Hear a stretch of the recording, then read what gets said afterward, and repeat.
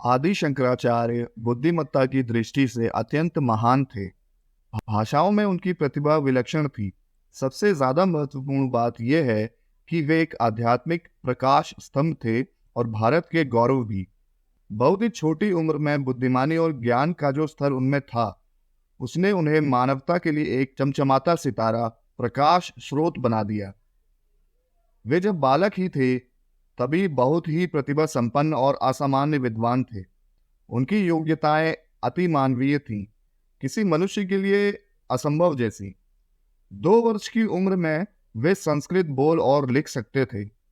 4 साल का होते होते वे सभी वेदों का पाठ कर सकते थे और 12 वर्ष की उम्र में उन्होंने संन्यास लेकर घर छोड़ दिया था। इतनी छोटी उम्र में भी उन्होंने शिष्य इकट्ठा कर लिए थे, जिनके साथ उन्होंने आध्यात्मिक विज्ञान को फिर से स्थापित करने के लिए देश भर में घूमना शुरू कर दिया था। 32 वर्ष के होते होते आदि शंकराचार्य ने शरीर छोड़ दिया था, पर 12 से 32 की उम्र में उन 20 सालों में उन्होंने भारत के चारों कोनों की कई यात्राएं की। उत्तर से दक्षिण और पूर्व से पश्चिम। केरल से बद्रीनाथ जाकर वे वापस आए और सभी दिशाओं में हर जगह गए। इतनी छोटी उम्र में इतना चलने वाले वे बहुत तेज चलते होंगे। और इसी दौरान हजारों पृष्ठों के साहित्य की रचना भी उन्होंने की। जन्म समय। हालांकि शंकराचार्य जी के जन्म और समाधि लेने के साल को लेकर कई तरह के मतभेद भी हैं। आदि शंकराचार्य जी का जन्म एक गरीब मलयाली ब्राह्मण परिवार में सन 788 ईस्वी में हुआ था। केरल के आधुनिक एर्नाकुलम जिले में कलादी नामक एक गांव में हुआ था। उनके पिता का नाम शिवगुरु था, जो कि शास्त्रों में प्रवीण थे, और माता का नाम आर्यम्बा था। शिवगुरु और आर्यम्बा के विवाह के कई वर्ष बाद तक उनके यहाँ कोई संतान नहीं हुई थी। तब उन्होंने भगवान शिव से एक पुत्र प्राप्ति की प्रार्थना की और उनकी प्रार्थनाओं का उत्तर उन्हें वसंत ऋतु के शुभ अभिजित मुहूर्त में एक बालक के रूप में मिला। वचन जो बनी परंपरा।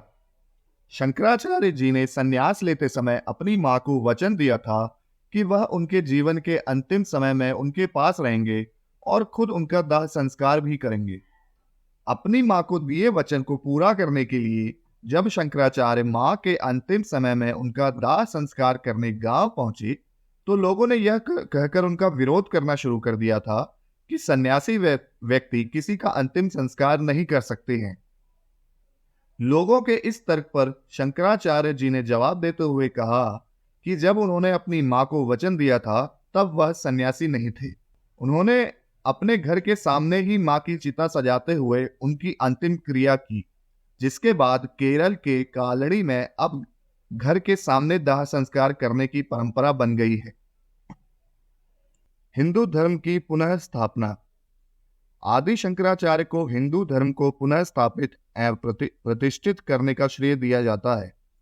एक तरफ उन्होंने अद्वैत चिंतन को पुनर्जीवित करके सनातन हिंदू धर्म के दार्शनिक आधार को सुदृढ़ किया, तो दूसरी तरफ उन्होंने जन सामान्य में प्रचलित मूर्ति पूजा का औचित्य सिद्ध करने का भी प्रयास किया। 4 मठों की स्थापना। आदि शंकराचार्य ने 4 मठों की स्थापना की थी। उत्तर दिशा में उन्होंने बद्रिकाश्रम में ज्योतिर्मठ की स्थापना की थी। इसके बाद पश्चिम दिशा में द्वारिका में शारदा मठ की स्थापना की थी। इसके बाद उन्होंने दक्षिण में ही श्रृंगेरी मठ की स्थापना की और इसके बाद अंत में उन्होंने पूर्व दिशा में जगन्नाथपुरी में गोवर्धन मठ की स्थापना की थी। देश में सांस्कृतिक एकता। भारत की सांस्कृतिक और आध्यात्मिक एकता के लिए आदि शंकराचार्य ने विशेष व्यवस्था की थी। उन्होंने उत्तर भारत के हिमालय में स्थित बद्रीनाथ धाम में दक्षिण भारत के ब्राह्मण पुजारी और दक्षिण भारत के मंदिर में उत्तर भारत के पुजारी को रखा। वहीं पूर्वी भारत के मंदिर में पश्चिम के पुजारी और पश्चिम भारत के मंदिर में पूर्वी भारत के ब्राह्मण पुजारी को रखा, जिससे भारत चारों दिशाओं में आध्यात्मिक एवं सांस्कृतिक रूप से मजबूत हो।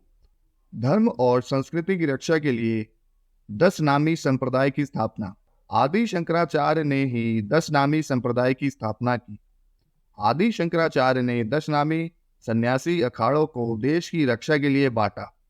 इन अखाड़ों के सन्यासियों के नाम के पीछे लगने वाले शब्दों से ही उनकी पहचान होती है। उनके नाम के पीछे वन, अरण्य, पुरी, भारती, सरस्वती, गिरि, पर्वत, तीर्थ, सागर और आश्रम ये शब्द लगते हैं। आदि शंकराचार्य ने इनके नाम के मुताबिक ही इन्हें अलग अलग जिम्मेदारियां दी। इनमें वन और अरण्य नाम के सन्यासियों को छोटे बड़े जंगलों में रहकर धर्म और प्रकृति की रक्षा करनी होती है। इन जगह से कोई अधर्मी देश में ना आ सके इसका ध्यान भी रखा जाता है। पुरी, तीर्थ और आश्रम नाम के सन्यासियों को तीर्थों और प्राचीन मठों की रक्षा करनी होती है। भारती और सरस्वती नाम के सन्यासियों का काम देश के इतिहास, आध्यात्म, धर्म ग्रंथों की रक्षा और देश में उच्च स्तर की शिक्षा की व्यवस्था करना है। गिरि और पर्वत नाम के सन्यासियों को पहाड़, वहां के निवासी, औषधि और प्राकृतिक संसाधनों की रक्षा के लिए नियुक्त किया गया। सागर नाम के सन्यासियों को समुद्र की रक्षा के लिए तैनात किया गया।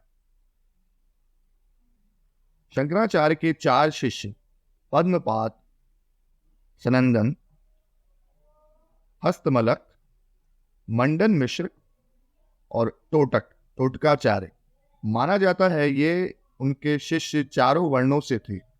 शंकराचार्य के 2 गुरु थे, गौड़पादाचार्य के वे प्रशिष्य और गोविंदापादाचार्य के शिष्य कहलाते थे।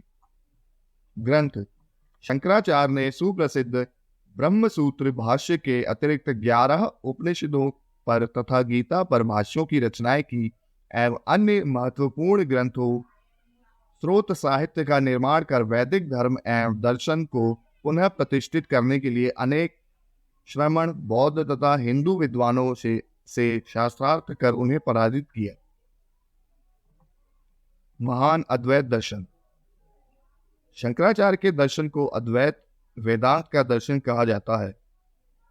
आदि शंकराचार्य का स्थान विश्व के महान दार्शनिकों में सर्वोच्च माना जाता है।